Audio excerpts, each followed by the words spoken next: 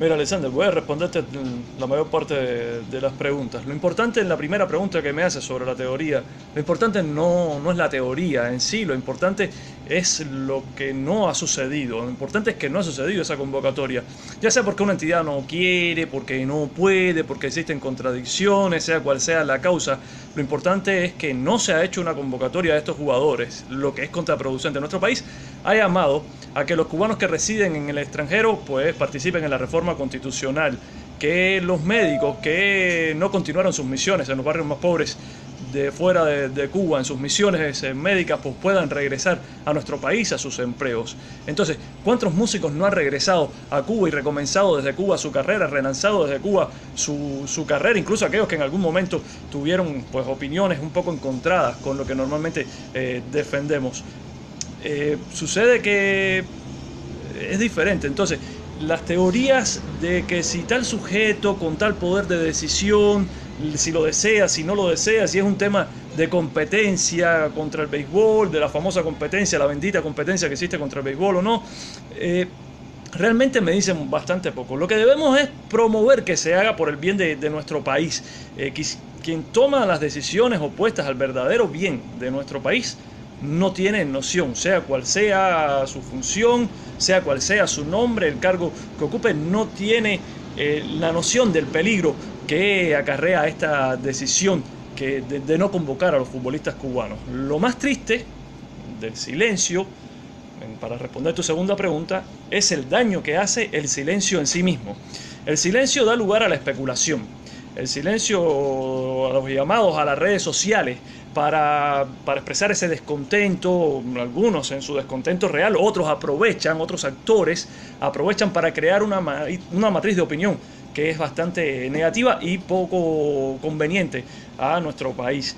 Pero pensemos que los que estuvimos en el Marrero, por ejemplo, les voy a invitar a pensar a todos aquellos que estuvimos en el Marrero, no se le explicó entonces a la gente, no se explicó en aquel momento, no se ha explicado todavía el por qué no se convocó a los jugadores. Y pienso un poco en lo que sucedió en el estadio Pedro Marrero, que la familia de Onel Hernández estuvo allí y nadie le explicó absolutamente nada.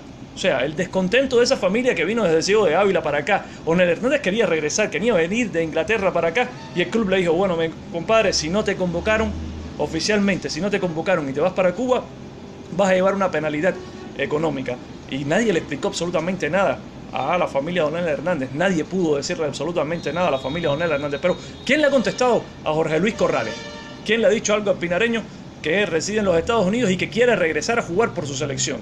Nadie le ha hecho ninguna explicación, a pesar de la insistencia, y tengo las fotos de la cantidad de veces que por los chats y por las redes sociales se ha comunicado con funcionarios de la AFC y con funcionarios de la Comisión Nacional para pedirles una y otra vez que lo vuelvan a convocar a la selección nacional. Él está dentro de los elegibles. Es una política estatal. No se aplicó y nadie ha explicado el por qué no se aplicó.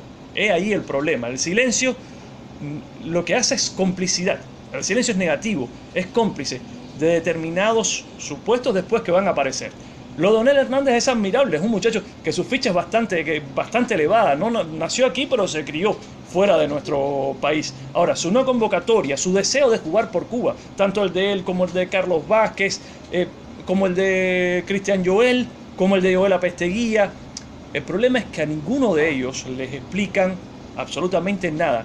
Ni siquiera, pongamos que no nos los expliquen a nosotros, pongámonos que le expliquen a los muchachos, mira, caballero, que a ustedes no los podemos convocar por esto, tenemos tal traba, más cual. Nadie ha explicado absolutamente nada y el silencio es cómplice. El daño no es el silencio, o sea, no es lo que puede provocar, es el silencio en sí, la falta de explicación, toda la desmotivación. Existe una contradicción con lo de Guillermo Bárcenas, pero ¿qué te puedo decir al respecto? O sea, es una contradicción.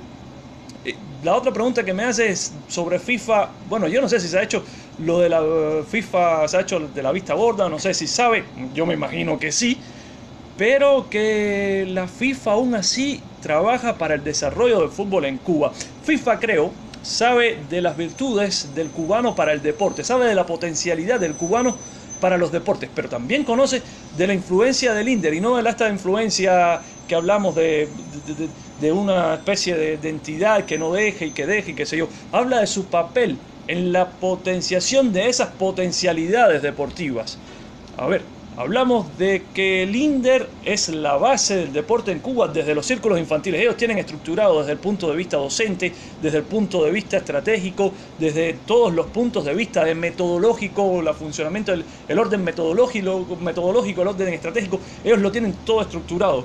Y todo el movimiento deportivo cubano se basa en ese orden metodológico, en esa estructura, en la Universidad de las Ciencias del Deporte y lo que puede ocasionar, o sea, los bienes que trae las universidades de las ciencias de la cultura física y el deporte en nuestro país. La diferencia con otros países es que en otros países no existe esa influencia, ese ministerio de deportes que trabaje por un bien social, que tenga una visión social del deporte, que es lo que marca la diferencia. Quizás por esto FIFA no ha intercedido de una manera más agresiva con el tema de una posible influencia o no del Estado en sus asuntos internos. En otros países el deporte, hay un ministerio de deportes, pero existe cada federación por su lado, todo el mundo trata de buscarse sus 4 kilos, su dinero, su presupuesto, y a partir de ahí trabajan. Funciona bien en el deporte de alto rendimiento, pero se olvidan la mayor parte de las veces del deporte en la base. Cuba es al revés, Cuba funciona bien el deporte en la base, funciona bien la estrategia, la metodología de trabajo con el deporte, con el deportista, no por gusto un país de 11 millones de habitantes tiene resultados interesantes. Y no vamos a hablar de historia y del deporte antes de la revolución, que prácticamente era inexistente. Hablemos, hubo figuras importantes y hubo figuras que han sido nombres que han sido resaltados hasta donde deben y otros que fueron, yo creo, para mí sobrevalorados. Pero no cabe duda que el deporte después de 1959, después de 1961 con el nacimiento del INDER, ha revolucionado. Y ha sido un deporte social, ha sido un deporte diferente. Eso FIFA lo debe reconocer. Y por algo FIFA no se ha metido. La diferencia entre los países sancionados por FIFA por injerencia de los asuntos del Estado, en los asuntos internos de FIFA, para mí debe venir por ahí. FIFA sabe que el INDER trabaja para la gente. FIFA sabe que existe el fútbol para todos en las escuelas. FIFA sabe que los profesores enseñan fútbol y es lo que más le interesa, la potenciación del fútbol como deporte. Ya lo demás de deporte de alto rendimiento y otras cuestiones, pues perfectamente pueden pasar de largo, porque a final de cuentas ese mismo ministerio trabaja también y les ayuda desde el punto de vista del deporte. Ahora, me preguntas sobre el impacto deportivo. Ese impacto deportivo está por verse. Habrá que ver, siempre los entrenadores son bastante prudentes con este tema del impacto desde el punto de vista deportivo. Ahora, el impacto social es grande. Fíjate que ya solo con el debate, con que existan estos debates, ya hay un impacto social. Ya hay un impacto social. Para algunos, los conceptos de consumo cultural, de colonización cultural, son tan ajenos, son tan distantes, son las cosas de los comunistas para justificar sus incompetencias. Pero te voy a poner un ejemplo bastante habanero, no sé, en provincia debe funcionar bastante parecido. En los mundiales, en los años que hubo transmisión en los cines aquí en La Habana, cines todos con capacidad para más de 1.500, 2.000 butacas, todos los cines se llenaban a tope. Ponían los partidos del mundial en los cines y todos los cines se llenaban a tope. Incluso cuando los precios eran de 25 pesos la entrada. 5 o 6 cines de la ciudad con más de 1.000 butacas cada uno.